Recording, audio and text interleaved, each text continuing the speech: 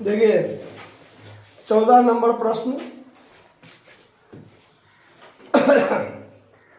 क्या कहता है परसेंटेज में 14 नंबर कि एक कक्षा में 40 विद्यार्थी हैं, उनके विषय गणित है या सांख्यिकी है या फिर दोनों विषय हैं।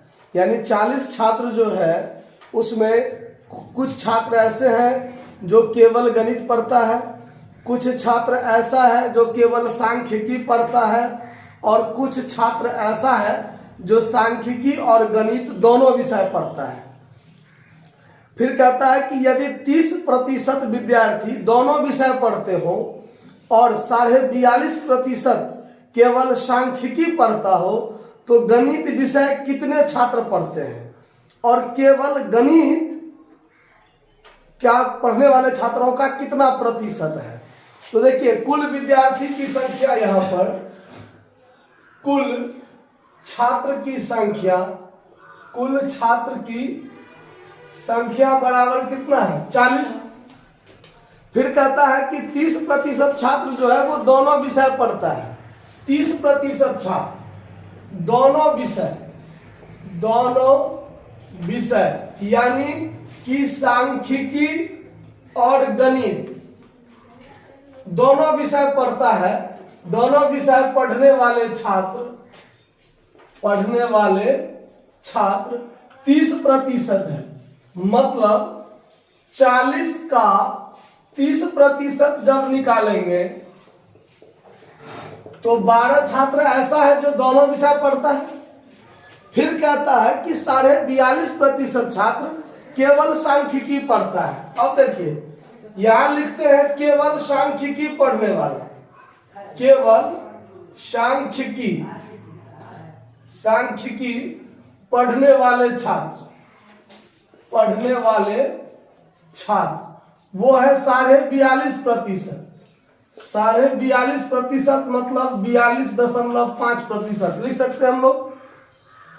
कैलकुलेटर पर तैयार रहिएगा आप लोग काम करने के लिए। अब देखिए 42.5% छात्र केवल सांख्यिकी पढ़ता है, तो 40 का 42.5% छात्र जब निकालिएगा तो प्रतिशत हटेगा तो 00 और दशमलव हटेगा तो एक और 0। अब इसको आप काटिए तो 1 0 से 1 0 कटा, 4 से 125 कटेगा और 25 से इसमें भाग दीजिएगा तो शायद 17 होगा ना, 17 होगा। यानी केवल सांख्यिकी पढ़ने वाला छात्र कितना है 17 है और दोनों विषय पढ़ने वाला छात्र कितना है 12 है। ठीक है। अब सवाल में कहता है कि गणित पढ़ने वाले कितने छात्र हैं। अब देखिए गणित पढ़ने वाले छात्र की जब हम संख्या निकालेंगे, गणित पढ़ने वाले छात्र की संख्या अब देखिए छात्र तो सिर्फ 3 प्रकार के हैं। कौन कौन? तो केवल गणित, केवल सांख्यिकी और दोनों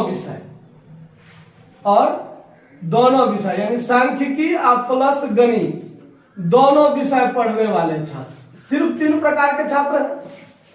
इसका मतलब यह हुआ कि अब सवाल में पूछ रहा है गणित पढ़ने वाले छात्र, यहां केवल नहीं लगा हुआ है।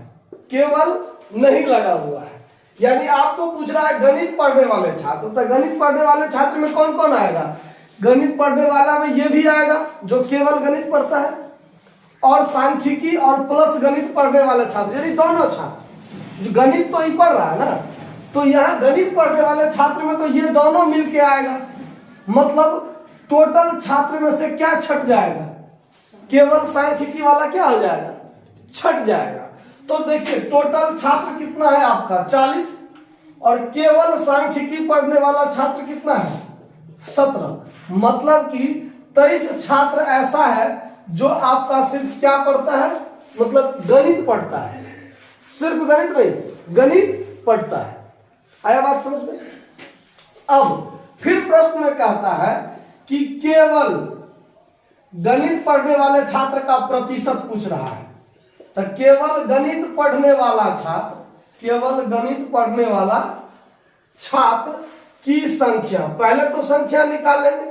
तो केवल गणित पढ़ने वाला छात्र का जब संख्या देखेंगे हम लोग, तो केवल गणित पढ़ने वाला तो हमको ये चाहिए, तब तो टोटल छात्र में से ये दोनों क्या हो जाएगा, मतलब ये दोनों को क्या कर दीजिए, हटा दीजिए और इसको ले लीजिए, यही ना। तो अब टोटल छात्र कितना है 40, इसमें से घटेगा क्या, तो केवल सांख्यिकी पढ़ने वाला, तो केवल सांख्यिकी पढ़ने वाला 17, फिर दोनों पढ़ने वाला, तो दोनों पढ़ने वाला छात्र कितना है 12, तो ये 40 में से 17 भी घटेगा और 12 भी घटेगा, तो 40 में से 29 घट जाएगा, तो कितना बचेगा 11 बचेगा। अब आपको निकालना है प्रतिशत, केवल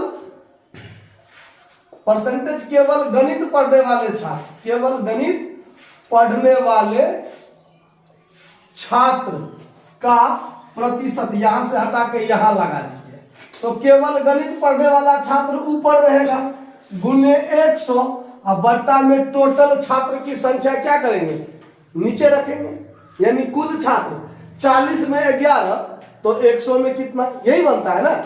अगर आप इसको यहां देखिए, अगर आप इसको एक एक नियम पर ले जाइएगा, एक एक नियम पर, तो लिखिएगा चूंकि 40 छात्र में 11 केवल गणित पढ़ता है, केवल गणित पढ़ता है, इसीलिए एक छात्र में 11/40, इसीलिए 100 छात्र में, तो इसी में क्या करिएगा 100 से गुना कीजिएगा।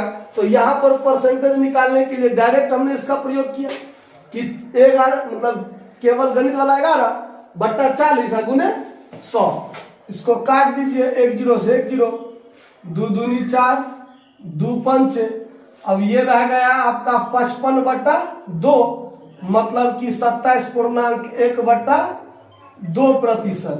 इतना छात्र जो होगा वो केवल गणित पढ़ने वाले छात्र का परसेंटेज होगा। समझ में आ गया बात, नोट कर लीजिए इसको। धन्यवाद।